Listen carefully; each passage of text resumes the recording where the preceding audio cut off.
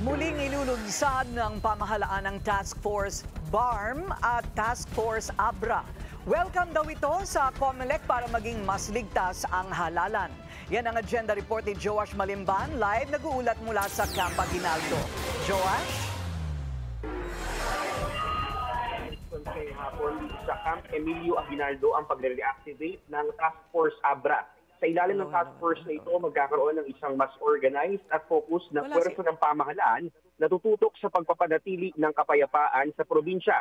Kabilang dyan yung pagpapadala ng pwersa ng Philippine National Police, Armed Forces of the Philippines at iba pang deputized officers ng COMELEC.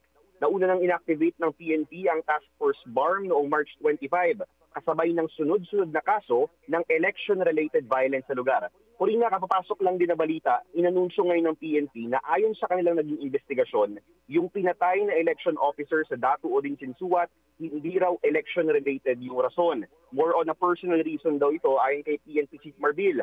Sa kabila niyan, patuloy pa rin daw na bibigyan ng security yung election officers, lalo na sa mga lugar na under red category areas of concern.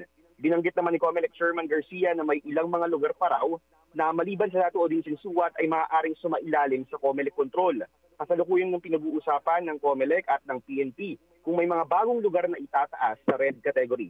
Sinabi ni PNP Chief Marbil ngayong araw na may isang active private armed group na binabantayan sila ngayon sa BARM. Pero pinanindigan ni Chief Marbil na sasawatain nila ito upang hindi rin magamit ng mga kandidato ngayong eleksyon.